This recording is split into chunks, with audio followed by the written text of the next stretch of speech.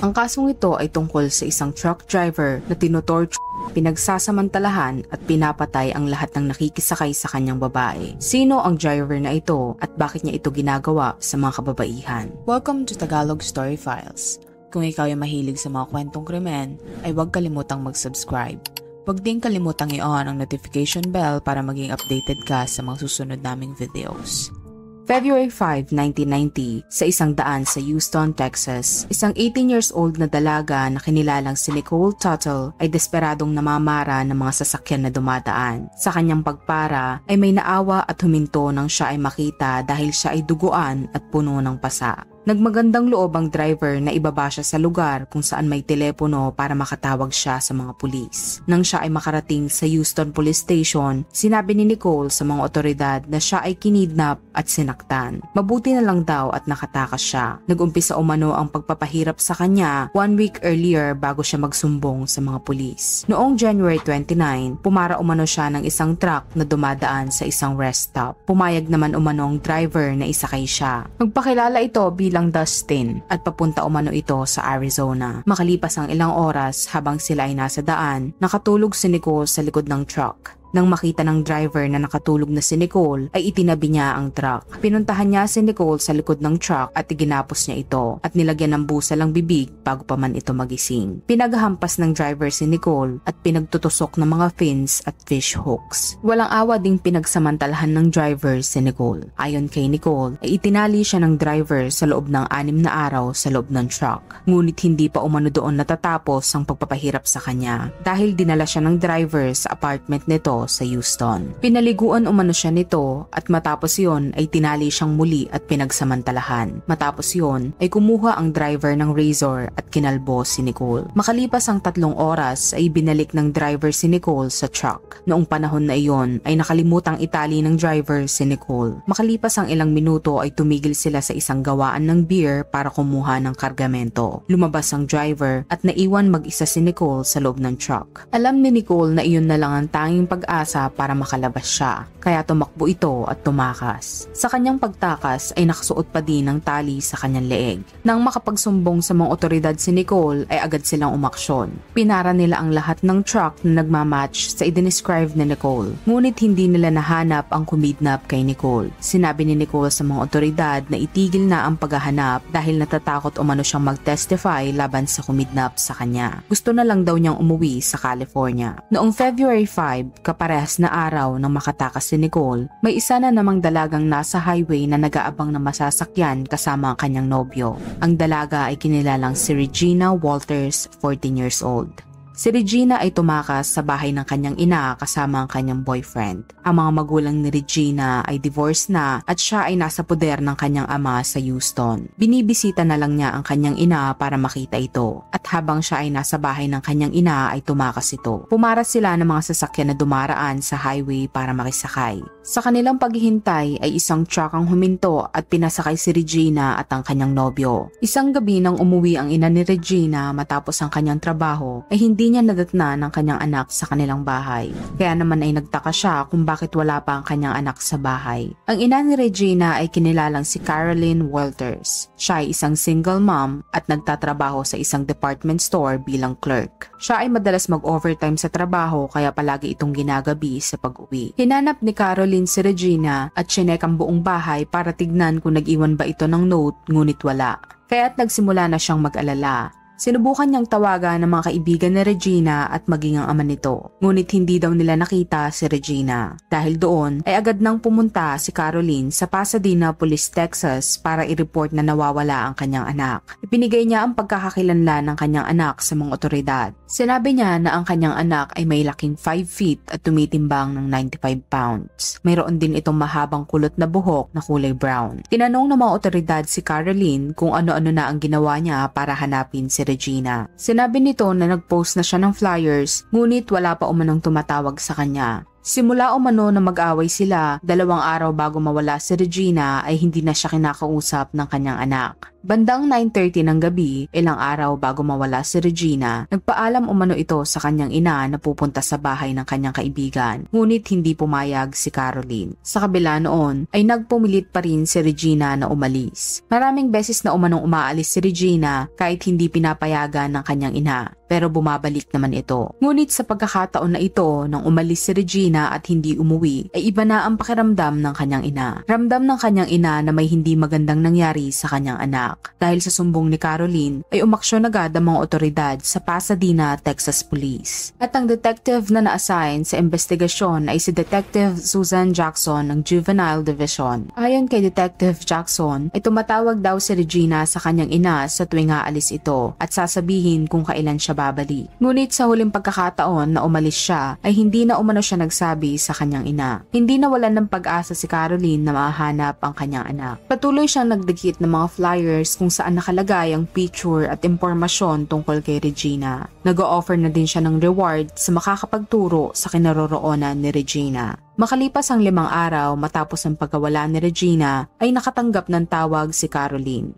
Ayon sa tumawag, ay nakita niya si Regina na may kausap ng 2 binata noong gabi na umalis ito. Sinabi nito na ang mga binata ay kinilalang sina Billy at Ricky. Nabanggit din ng tumawag na may girlfriend si Billy na nagngangalang Lorena. Agad-agad tumawag si Caroline sa mga otoridad matapos ang tawag na iyon. Ipinagbigay alam niya agad sa mga otoridad ang impormasyon na kanya natanggap. Sa mga sumunod na araw ay nakatanggap muli ng tawag si Caroline. Binigay ng tumawag ang address ng isang apartment kung saan namataan si Regina sa isang party 2 araw bago siya mawala. Agad namang pinuntahan ng mga otoridad ang address ng apartment na ibinigay ng tumawag ngunit walang tao doon. Kaya kinausap na lang ng mga otoridad ang namamahala ng apartment. Ayon sa manager, ang apartment na iyon ay nirentahan ng lalaking nagngangalang Billy Wayne Gibbs. Kinaumagahan ay nakwento ni Detective Jackson sa kanyang mga kasamahan ng kaso na kanyang iniimbestigahan. Nagkataon naman na kilala ng mga kasamahan ni Detective Jackson ang mga taong hinahanap niya. Kinilala ang mga ito na sina Billy Wayne Gibbs at ang girlfriend niya na si Renus Sweet at ang kaibigan pa nilang isa na si Ricky Lee Jones. Nakilala ng mga otoridad ang 3 ito dahil sangkot sila sa pagnanakaw sa isang sasakyan at tinahanap sila ng mga otoridad.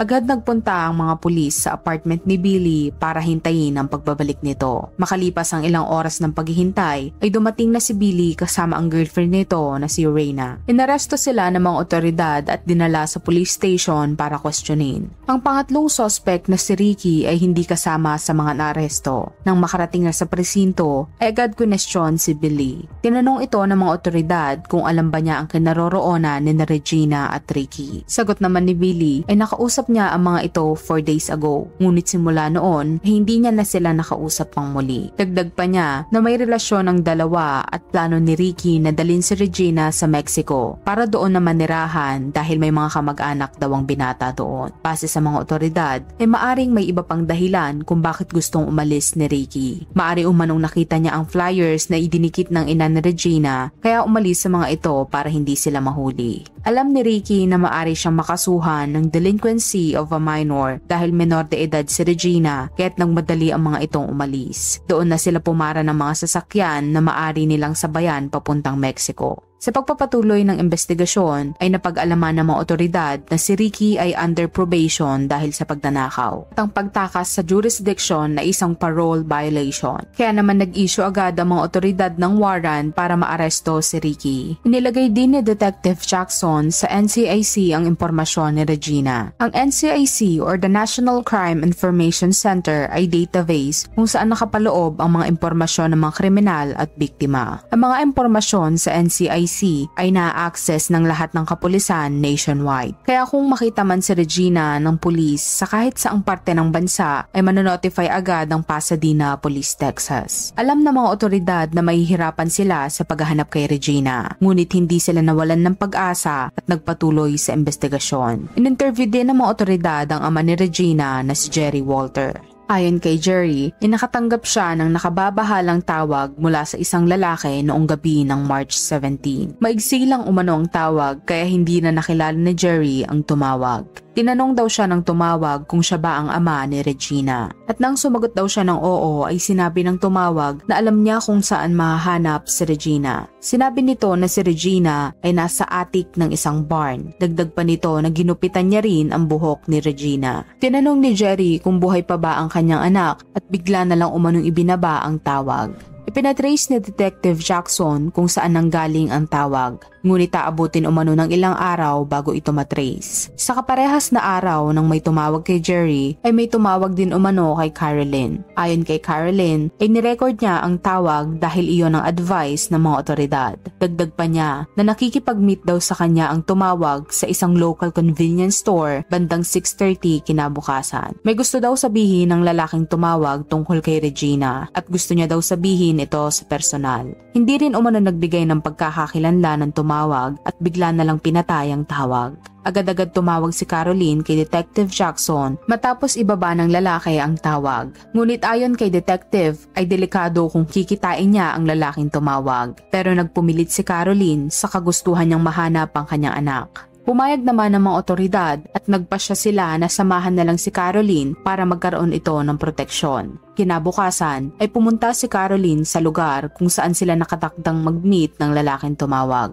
Habang naghihintay si Caroline ay nakatanaw naman sa kanya ang mga otoridad. Walang kaide-ideya si Caroline kung kilala ba siya ng lalaki o kung paano niya ito makikilala. Ang tanging pag-asa niya lang ay kung i-approach siya ng lalaking ito. Lahat ng lumalabas at pumapasok sa convenience store ay tinitignang maigi ni Caroline. Naghintay siya ng halos 2 oras ngunit hindi nagpakita ang lalaking tumawag. Makalipas ang 2 araw ay nakuha na ng mga otoridad ang record ng pinatrace na phone call na natanggap ng mga magulang ni Regina. Napag-alaman nila na ang tumawag sa ama ni Regina ay mula sa gas station sa Annas, Texas, 200 miles ang layo mula sa lugar kung saan huling namataan ang dalaga. Samantalang ang tawag naman na natanggap ng kanyang ina ay mula sa isang payphone na malapit lang sa kanyang tinitirahan. Makalipas ang 2 linggo ay nakatanggap muli ng tawag si Caroline mula sa lalaki at nais daw nitong makipag-meet muli sa convenience store. Agad-agad tinrace ng mga otoridad ang tawag at napag-alaman nila na mula ito sa isang malapit na payphone kaya pinuntahan nila ito agad. Ngunit pagdating nila doon ay wala na doon ang lalaki. Noong April 23 ay may natagpuan ng mga otoridad na buto ng maliit na babae na malapit sa riverbank sa Pasadena, Texas. Determinado sila na ang build at ang laki ng bangkay ay hindi nalalayo kay Regina. Kaya't agad dinala ni Detective Jackson ang dental records ni Regina sa medical examiner para ma-check kung magmamatch pa ito. Ngunit ayon sa examiner ay hindi umano kay Regina ang bangkay na natagpuan. Buwan ang dumaan, ngunit wala pa rin silang lead na magtuturo kung nasaan si Regina. Noong October 12, may 2 bata na naglalaro sa daan ng Manville, Texas, 26 miles south of Houston. Habang sila ay naglalaro, napadpad sila sa tambak ng kahoy na malapit sa daan at doon ay may nakita silang bagay na hindi nila makakalimutan. Ang 2 bata ay nakakita ng bangkay habang sila ay naglalaro. Agad-agad silang umuwi sa kanilang bahay at sinabi iyon sa kanilang magulang. Nagulat naman ang kanilang mga magulang at agad silang tumawag sa mga pulis. Nang makarating ang mga otoridad sa lugar kung saan natagpuan ng 2 bata ang bangkay, ay nagsimula na silang mag-imbestiga. Ngunit hindi matukoy ng mga otoridad ang pagkakakilanlan ng bangkay dahil nabulok na ito at wala rin silang makitang ID o mga gamit na maaring magturo kung sino ang bangkay na iyon. Ang hula lang ng mga pulis na ang bangkay na iyon ay pagmamayari ng isang bata o teenager. Kinuha nila ang bangkay at dinala sa Harris County Medical Examiner para ipa-autopsy sa pag-asang may makukuha silang impormasyon. Agad ding pumunta si Detective Jackson doon, dala-dala ang dental records ni Regina para tignan kung magmamatch ba ito. Ngunit hindi nagmatch ang dental records ni Regina sa bangkay na natagpuan. Dismayado si Detective Jackson sa naging resulta, pero kahit papaano ay gumaan ang loob niya nang malaman na hindi iyon si Regina. Labis na pag-aalala din ang nararamdaman ng mga magulang ni Regina at natatakot sila na baka hindi na rin mahanap ng buhay ang dalaga. Noong October 1990, sa pagpapatuloy ng investigasyon, isang magsasaka ang nag-prepare para sunugin ang kanyang old barn sa Bond County, Illinois. Matagal na umano niya itong hindi napupuntahan kaya't pinasok niyang muli ang loob nito bago tuluyang sunugin. Sa kanyang pag-iikot sa loob ng kanyang barn ay wala naman umanong kakaiba hanggang sa may isang bagay na pumukaw ng kanyang pansin. Nilapitan niya at tinignan maigi ang nakatambak na dayami sa kanyang barn. at laking gulat niya nang bumulaga sa kanya ang bangkay ng isang tao. Agad-agad tumawag ang farmer ng mga pulis at pinapunta sa kanyang barn. Agad naman pumunta doon si Agent Mike Shiley ng Illinois State Police. Nagsagawa agad ng investigasyon ng mga pulis sa loob ng barn. Hinalughog nila ito at tinignan kung mayroong ebidensya na maaring magsabi kung sino ang bangkay. Ngunit wala silang nakitang wallet o mga ID. Wala din umanong suot na damit ang bangkay na natagpuan. Ang tanging natagpuan nila ay isang maliit na puting sinulid na nasa sahig malapit sa bangkay. Ang sinulid na natagpuan ay mukhang bago pa umano. Nahanap din nila ang alambre na kaparehas ng nakabalot sa leeg ng bangkay. Nang inspeksyonin nila ang bangkay, ay nakita nila na may mga natira pa umanong buhok dito. At base sa mga otoridad, ay maaring bata ang bangkay na iyon dahil maliit ang bungo nito. Ayon sa mga nakatira sa Greenville, ay wala umanong nagaganap na patayan sa kanilang lugar sa loob ng 10 taon. Kaya wala silang impormasyon sa kung sino ang maaring gumawa nito na ikinabahala ng lahat. Hindi rin mapagtanto ng mga otoridad kung ang bangkay ba na natagpuan ay taga doon sa area na iyon o kung itinapon lang ito doon. Nang makuha na ng mga otoridad ang bangkay, ay agad nila itong ipinasuri kay Mark Johnsey na isang forensic anthropologist. Matapos ma-examine ni Mark ang bangkay, ay nagbigay siya ng mga impormasyon sa mga otoridad na maaring makatulong upang matukoy ang pagkakakilanlan ng biktima. Ayon kay Agent Shiley, sinabi ng forensic anthropologist na ang bangkay ay pagmamay-ari ng isang babae na may edad 14 to 16 at ang timbang umano nito ay humigit kumulang 90 to 110 pounds. Ginupit din umano ang buhok nito dahil kapansin-pansin na may mga maliliit na tubo na ito. Dinagdag pa niya na ang dahilan umano ng pagkamatay ng bangkay ay pananakal. Halos maputol na din umano ang ulo ng bangkay dahil sa pagpalupot ng alambre ng 16 times sa leeg niya. At dahil sa kondisyon ng mga kasukasuan at gulugod ng bangkay, ay tansya niya na patay na ito ng halos 1 taon. Sinuri din ng mga eksperto ang puting sinulid na natagpuan malapit sa katawan ng biktima dahil baka makakuha umano sila ng clue kung ano ang suot ng biktima o ng suspect. Ayon sa eksperto ay sigurado siyang cotton ito, ngunit hindi ito galing sa damit kundi galing ito sa bimpo. Naging mahirap daw ang pagtukoy sa pagkakakilanlan ng biktima dahil mayroong 950 na nagmatch sa edad, time frame at kategorya ng pagkamatay ng biktima. Kaya ang una daw na ginawa ng mga otoridad ay pinili ang mga case report base sa time of death na nalalapit sa tagsibol noong 1990 at ang napagpilian nila ay umabot ng 100 case. Agad silang nagpadala ng teletype sa mga law enforcement agencies na humawak sa mga kasong napagpilian at isa si Detective Jackson sa nakareceive ng teletype noong October 16. Nang mabasa niya ang impormasyon sa teletype ay naniniwala siyang si Regina iyon dahil nag-fit siya sa mga description. Agad-agad tinawagan ni Detective Jackson ang Bond County Sheriff's Office sa Illinois, ngunit hindi niya agad nakausap ang pulis dahil sa dami ng tumatawag dito. Bago niya patayin ang tawag, ay tinanong niya ang kausap niya kung sa barn ba natagpuan ang katawan ni Regina. At nang marinig yon ng kausap niya, ay agad siyang itinransfer nito para makausap ang pulis. Pumasok sa isip ni Detective Jackson na tanongin iyon dahil naaalala niya ang mysterious phone call na natanggap ng ama ni Regina na sinasabing sa barn matatagpuan si Regina. Sa kanilang pag-uusap ay napagtanto nila na maaring ang katawan ni Regina ang natagpuan sa barn. Tinanong din ni Detective Jackson kung kalbo ba ang buhok na natagpuang bangkay at agad naman nilang kinumpirma na kalbo nga ito. Ang katawan na natagpuan sa barn ay nagmatch sa inilarawan ng tumawag sa ama ni Regina. At para makumpirma nga kung si Regina ba iyon, ay nagpadala ng dental record si Detective Jackson sa office ng Illinois Police. At nang masuri ng mga eksperto, ay kinumpirma nila na nagmatch ang dental records ni Regina sa katawan ng natagpuan sa barn. Kahit natagpuan na ang katawan ni Regina, ay malaking katanungan pa rin sa mga otoridad kung paano ito nangyari sa kanya at kung nasaan ang boyfriend niyang si Ricky Lee Jones. Para mas mapabilis ang pagresolba sa kaso, ay tumawag si Detective Jackson sa FBI para humingi ng tulong. Tinanggap naman ng FBI ang request nila at na-assign si Special Agent Mark Young na isang behavioral expert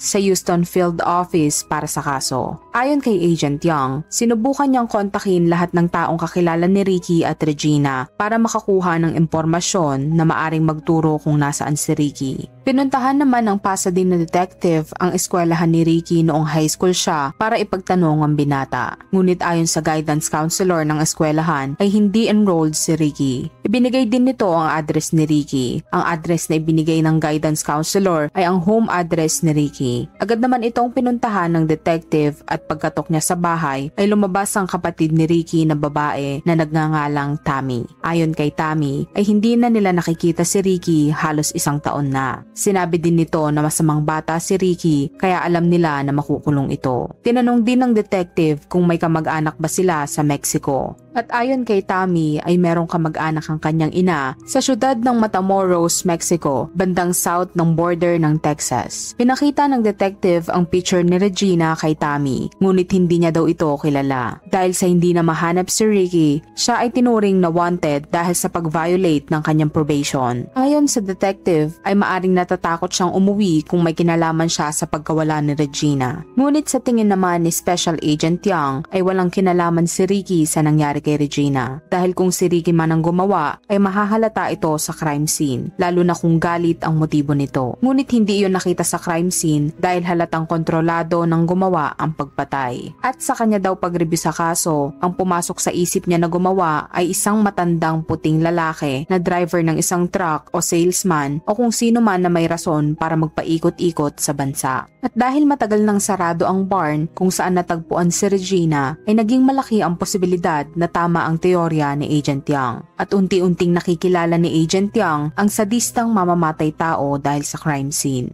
Hinubaran ng killer si Regina at dahan-dahang pinatay sa pagsakal at saka kinalbo. Ayon kay Agent Young, kung sino man ang gumawa nito ay karumal-dumal ang ginawa. Maari umanong sexual predator ang gumawa nito. Habang umuusad ang investigasyon ay nakatanggap muli ng report ang mga otoridad tungkol sa isang bangkay na natagpuan sa bayan ng Marshall, Texas na may 200 miles ang layo sa Houston. Ayon sa report ay may natagpuang mga parte ng katawan ng isang lalaki sa isang kanal. Ang bungo na natagpuan ay may mga butas sa left side at ito ay nabutas sa pamamagitan ng pagbaril gamit ang small caliber na baril. Dahil sa edad at lokasyon kung saan nakita ang katawan ay positibong kinilala ng mga otoridad ang katawan bilang si Ricky. Ayon sa mga investigador, sa tingin nila ay nakatakas na ang gumawa kay Ricky at Regina ng karumal-dumal na krimen. Ngunit kahit mababa na ang tsansa na mahanap ang suspect ay itinuloy pa rin nila ang pag-iimbestiga. Hanggang sa isang araw ay may na-encounter na problema ang isang pulis sa highway ng Arizona na may 1,000 milya ang layo sa Pasadena, Texas. Patapos na ang shift ng isang pulis na kinilala si Michael Miller nang makita niya ang isang tractor trailer na nakapark sa isang rampa.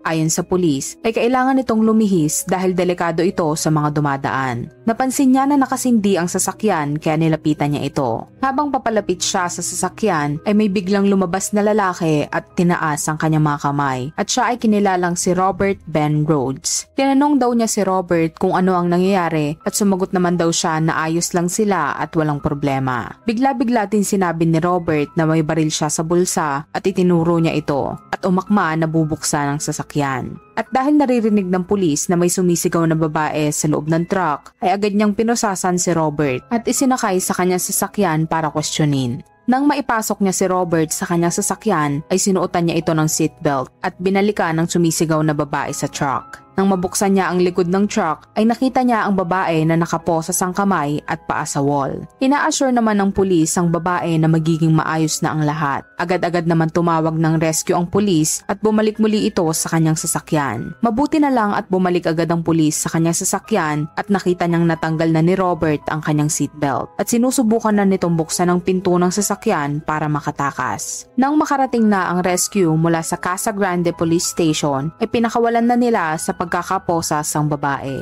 Dinala nila sa police station ang babae at ang truck driver na si Robert. Matapos iyon, ay ininspeksyon ng mga otoridad ang truck ni Robert at doon ay bumulaga sa kanila ang mga kakilakilabot na tools pang torture. may nakita silang kadena na naka-attach sa sleeping compartment ng truck, fishing hooks, mga dugoang tuwalya, horse pit, at isang briefcase na punong-puno ng sexual torturing tools. Nakakita din sila ng kamera sa loob ng briefcase at mga peraso ng buhok na hindi galing sa babae na natagpuan sa loob ng truck. Si Police Detective Rick Barnhart ng Casa Grande Police ang nanguna sa investigasyon. Ayon kay Detective Barnhart, mayroon si Robert na tinawag niyang Rick Kit sa loob ng kanyang truck. Mayroon daw itong mahahabang sticks na may mga clip sa dulo kung saan niya itinatali ang kanyang mga biktima at mayroon din siyang mga latigo. Base sa mga natagpuan na ebidensya, ay alam na daw ni Detective Barnhart na si Robert ay mamamatay tao. Ang babaeng natagpuan na nakatali sa loob ng truck ni Robert ay kinilalang si Kathleen Vine, 27 years old. Nang ma-interview si Kathleen ng mga otoridad, ay sinabi nito na sumakay siya kay Robert sa Reef Griffin's truck stop north of Phoenix 1 oras bago siya matagpuan ng mga pulis. Dagdag pa niya na sinubukan daw siyang pagsamantalahan ni Robert habang siya ay tulog. Matapos yon ay sinaktan daw siya ni Robert at saka ay tinali sa pader ng truck. Sinabi daw sa kanya ni Robert na ang pangalan niya ay Whips and Chains at ginagawa niya na daw ito sa loob ng 15 years. Matapos siyang interviewin ay pinictura ng mga otoridad ang kanyang mga sugat, wrist burn dahil sa posas at mga latay. Sinabi din ni Kathleen na sinubukan niya daw manlaban, ngunit nahirapan daw siya dahil nakatali siya kaya ang tanging nagawa na lang niya ay kagatin si Robert. Dahil daw sa kagat niya ay na-injure ang kaliwang balikat ni Robert kaya hindi natuloy ang pangahalay sa kanya. Pumayag si Kathleen na sampahan ng kasong assault at kidnapping si Robert. Ngunit ayon kay Detective Barnhart ay maaring mamroblema si Kathleen para sa prosekusyon dahil mukhang wala daw ito sa tamang pag-iisip dahil kakaiba daw ang naging interview niya kay Kathleen. Marami daw itong sinabing ibang bagay bukod sa ginawa sa kanya ni Robert. Sinabi din niya na makikipagkita siya sa president para ibigay ang microchip at ikunento rin niya ang underground prison na wala umanong nakakalabas. Sa buong interview daw ay nanlumo si Detective Barnhart dahil gusto niyang tulungan si Kathleen. Ngunit kailangan nitong ikwento ang totoong ginawa ni Robert sa kanya. Matapos interviewin si Kathleen ay sinunod naman si Robert. Tinanong ni Detective Barnhart si Robert kung ano ang nangyari. At sumagot naman si Robert na si Kathleen ay baliw at isang bayarang babae. Si Kathleen umano ay nakikisakay sa mga truck kapalitang katawan nito. Tumanggi din itong magbigay ng impormasyon tungkol sa kung ano ang nangyari sa sleeper compartment ng kanyang truck. Pinapaikot-ikot niya lang ang topic pero hindi ito umaamin sa krimen na ginawa. Tinignan din at pinitsura ng mga otoridad ang kaliwang balikat nito na may sugat. Tinanong ng mga otoridad kung kinagat ba iyon ni Kathleen, ngunit itinatanggi iyon ni Robert. Ayon sa kanya, ay na-injure yon habang nagsasakay ng gamit sa kanyang truck. Ngunit alam ni Detective Barnhart na nagsisinungaling si Robert at naniniwala siya kay Kathleen. Sinabi daw ni Kathleen na sinubukan niyang kagatin ang lalamunan ni Robert ngunit gumalaw ito. Kaya sa balikat niya na lang ito kinagat. At nagpapatunay daw sa storya ni Kathleen ang bite mark ni Robert sa kanyang balikat. Agad inaresto ng mga otoridad si Robert sa kasong aggravated assault, sexual assault at unlawful imprisonment. Ngunit ang nag-iisa sana nilang witness sa krimen na ginawa ni Robert ay nagsasuffer pala sa paranoid delusions. Para mapanatili si Robert sa kulungan ay kailangan pa nila ng witness. Naging palaisipan kay Detective Barnhart ang kwento ni Kathleen na 15 years na umanong ginagawa ni Robert ang pagkidnap sa mga kababaihan. Kaya inilagay ng detective sa NCIC ang pangalan ni Robert para kung sakaling may mag-report sa kaparehas na krimen ay malalaman nila. Sa pagpapatuloy ng investigasyon ay naging matunog ito at naging laman ng mga balita. At isang pulis mula sa Houston ang nakabasa sa dyaryo ng balita tungkol kay Robert. Naalala ng pulis ang isang trucker na na-detain sa Arizona dahil parang parehas ang lalaking iyon sa lalaking nabasa niya sa dyaryo. Suspetsya ng pulis ay binihag ni Robert ang babae ng 6 na araw habang tinotorture at pinagsasamantalahan hanggang sa maswerte siyang nakatakas. Ngunit hindi nila nagawang magsampa ng kaso dahil hindi ma-identify ng babae ang suspect. Ang Houston Police na si Sergeant Bumar ay tumawag kay Detective Barnhart at kinuwento ang kasong iyon. Para mas mapabilis ang investigasyon ay humingi na ng tulong si Detective Barnhart sa FBI. Umaasa siya na mas mapapabilis ang pagkalap ng ebidensya kung tutulong ang FBI. Si Special Agent Bob Lee ng Houston FBI ang humawak ng kaso. Una pa lang ay alam na ni Agent Lee kung saang lugar siya magsisimula para mas mapabilis ang investigasyon. At iyon ay sa apartment ni Robert sa Houston. Agad pinuntahan ni Agent Lee ang apartment ni Robert at kinausap ang landlord ng apartment. Ayon sa landlord, ay chinek niya ang apartment ni Robert nang malaman na naaresto ito. At laking gulat niya nang makita niya ang mga dugoang torture device sa kwarto ni Robert. Ayon kay Agent Lee, kadalasan sa mga serial rapists ay nagtatago ng mga souvenir mula sa mga nabibiktima nila. Maaring piraso ng damit, alahas at iba pa. Nang mapasakamay na ni Agent Lee ang search warrant ay inumpisahan na nila ang paghahanap ng ebidensya sa apartment ni Robert. Nakakita sila ng mga bondage, kadena, posas, mga tali at pagtatalian, alahas, mga dugoang puting tuwalya, mga damit at mga litrato. Ang mga litrato ay kuha ng mga babaeng kinalbo na walang saplot at may mga pasa. Ayon sa mga otoridad ay maaring kinuhanan ni Robert ng litrato ang mga biktima niya bilang souvenir niya sa mga ginawa niya sa kanyang mga biktima. Ngunit kahit na may mga ebidensya na ang mga otoridad para patunayan na serial rape si Robert ay hindi naman nila ma-identify ang mga nabiktima nito gamit ang mga litrato. At dahil walang lumulutang na witness, hindi nila maituloy ang kaso. Ang nag-iisa naman sanang witness na si Kathleen ay wala sa tamang pag-iisip na maaring maging dahilan para hindi maipanalo ang kaso. Noong December 1990, ang the best na lang na magagawa ng Arizona prosecutor ay ang mag-offer ng deal kay Robert. At iyon ay ang 6 na taon na pagkakakulong kung magpi-plead siya ng guilty sa ginawa niya kay Kathleen. Tinanggap naman iyon ng kanyang attorney. Dahil doon ay maaring mabigyan ng parol si Robert makalipas ang 1 taon at maari na naman niyang gawin ang kanyang masamang gawain. Noong October 1991, 1 taon mula nang matagpuan ang walang buhay na katawan ni Regina sa isang barn sa Illinois ay hindi pa rin nasusolve ang kanyang kaso. Base naman kay Agent Mark Young, ang hula niya ay isang truck driver o truck salesman ang gumawa kay Regina noon na may mga kaso ng sexual offense at may gawain na kinakalbo ang buhok ng kanyang mga biktima. Kinausap ni Agent Young ang mga law enforcement agencies sa pag-asang mayroon silang record ng kaso na magmamatch sa nangyari kay Regina. Hanggang sa isang araw ay narinig siya ni Agent Bob Lee ng FBI na may kausap siyang pulis sa telepono at sinabi daw nito na mayroon siyang kaso na nahawakan noong mga nakaraang buwan. At ito ay isang truck driver na nangkidnap ng isang dalaga at kinalbo niya rin ang buhok nito. Ayon kay Agent Lee, ang pangalan ng biktima ay si Nicole Tuttle. Dagdag pa niya na pinagsamantalahan din si Nicole ng truck driver. Mabuti na lang ay nakatakas ito sa kaparehas na araw na huling nakitang buhay sina Regina at Ricky noong Lunes, February 5, 1990. Sa kaparehas na araw na iyon, ang Houston Police ay may naparang truck driver na kinilalang si Robert Ben Rhodes na nagmamatch sa i-describe ni Nicole na kumidnap sa kanya. Ngunit sinabi ni Nicole na hindi iyon ang kumidnap sa kanya. Dagdag pa ni Agent Lee ay bigla daw nagbago ang kwento ni Nicole nang madala na ito sa ospital para gamutin. Sinabi daw ni Nicole na si Robert nga ang lalaking kumidnap sa kanya. Nang tanungin daw siya ng mga otoridad kung gusto niya magsampa ng kaso, ay sinabi daw nito na gusto niya na lang umuwi. Sinabi din ni Agent Lee kay Agent Young na hindi lang si Nicole ang biktima ni Robert. Noong mga panahon na iyon ay nakakulong si Robert sa Arizona prison sa kasong pag-atake kay Kathleen Vine. Binanggit din ni Agent Lee ang pag-search nila sa apartment ni Robert. Sinabi niya na may mga natagpuan silang picture ni Robert na may kasamang babae na may maiigsing buhok at mukha daw itong nasa loob ng barn. Ang babae daw ay kinuhanan sa iba't ibang location suot ang mapang-akit na damit at isa na doon ang picture sa loob ng barn suot ang itim na dress.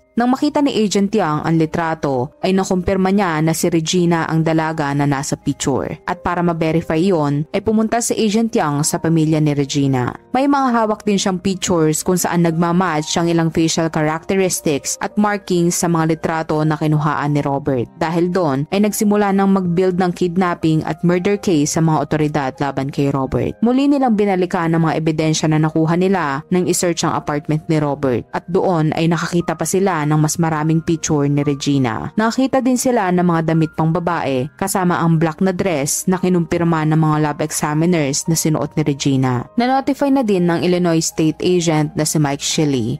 Finorward niya ang mga ebidensya na nahanap sa Greenville Barn sa FBI lab sa Houston. Nadiskubre din ng mga lab examiner na ang puting sinulid na natagpuan sa tabi ng bangkay ni Regina ay nagmamatch sa mga duguang puting tuwalya na natagpuan sa apartment ni Robert. Ngunit hindi nila matiyak kung galing kay Robert yon dahil common ang ganong klase ng tuwalya. Sa pagpapatuloy ng investigasyon ay nakipag-meet si Detective Jackson kay Agent Young at Agent Lee sa Houston FBI Field Office pulis para pag-usapan kung ano ang kailangan nila para maidiin si Robert sa kaso. Hindi lang para kay Regina, kundi para na rin sa mga iba pang nabiktima ni Robert. Sa papalapit na paglabas ni Robert, alam ni Agent Shilly na kailangan na nilang magmadali. Ayon kay Agent Shilly, eligible si Robert sa parole at work release. Kaya makakalabas siyang muli at makakapagtrabaho, kaya kinakailangan na nilang magmadali para maaresto siya. In-interview din ng mga otoridad ang former Houston employer ni Robert na si Mike Eggleton. Hindi na nagulat si Eggleton nang makita ang pulis. Ayon sa kanya, ibinisita na rin siya ng mga pulis dati para magtanong tungkol kay Robert. Dagdag pa niya na noong mga nakaraang taon daw ay pinagsususpetsahan si Robert ng mga otoridad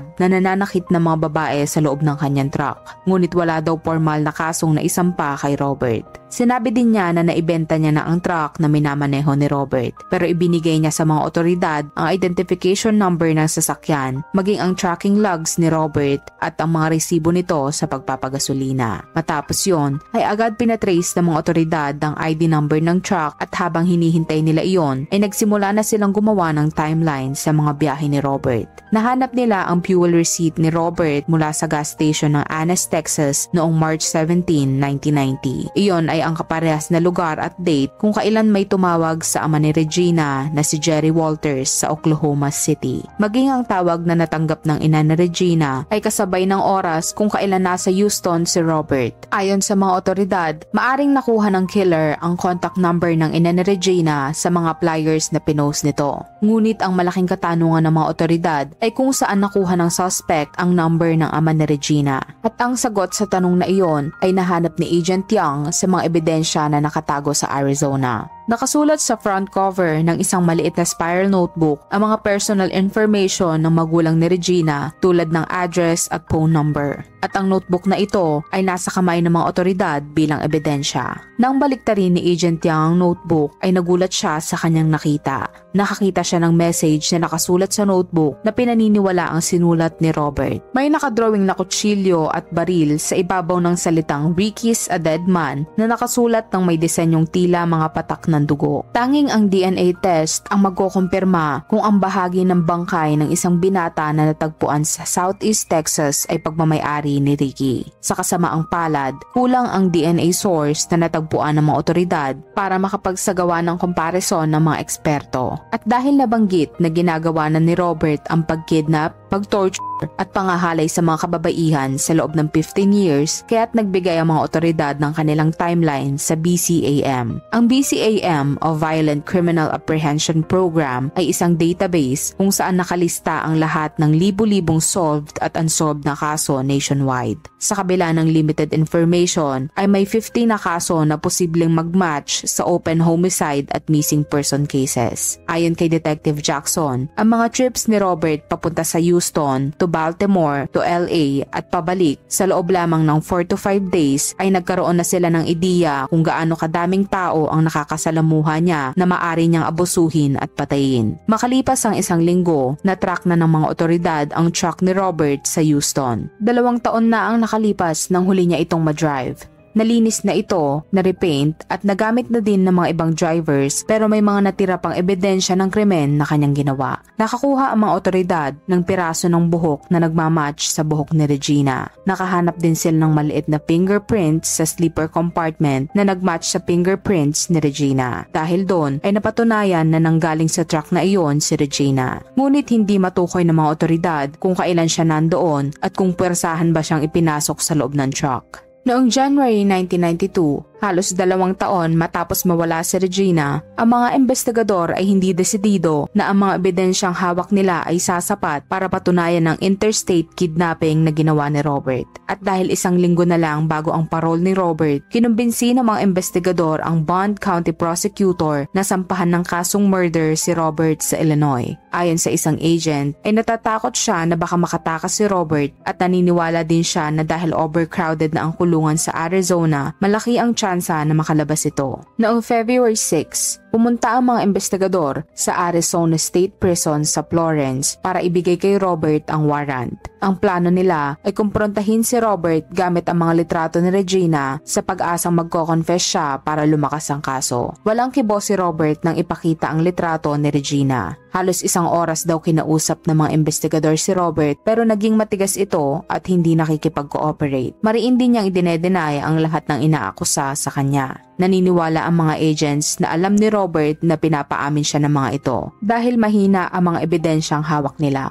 Sa tingin nila ay inaakala ni Robert na kaya niyang i-beat ang mga charges laban sa kanya. Maaring naniniwala si Robert na walang pakialam ang mga tao sa kanyang mga naging biktima para ipaglaban sila. Ayon sa isang agent, ay maraming serial offenders ang namimili ng bibiktimahin na sa tingin nila ay mga wala nang maghahanap o mga forgotten people. Dahil sa tingin nila ay wala nang pakialam ang mga otoridad at society sa mga taong hitchhiker o mga taong mahihirap kaya hindi ito bibigyan ng atensyon. Si Robert ay dinala sa Illinois mula sa Arizona para humarap sa paglilitis laban sa kaso ng pagpatay kay Regina at sa pagkidnap at paghalay sa 2 pang kababaihan. Ngunit nagawang i-delay ng attorney ni Robert ang petsa ng paglilitis ng 6 na buwan. Noong September 11, sa Bond County, Illinois Courthouse, ang attorney ni Robert ay nag-plead down laban sa murder charge kay Robert at maari itong mauwi sa death sentence. Tinanggap niya ang kasong first-degree murder with a penalty of life imprisonment.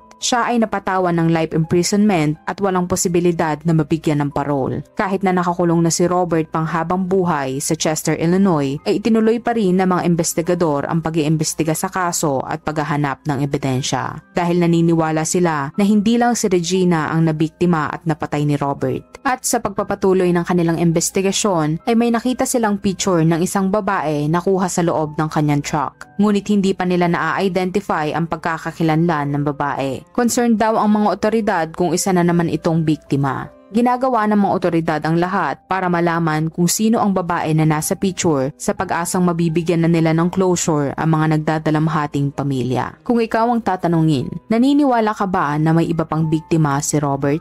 Comment down below.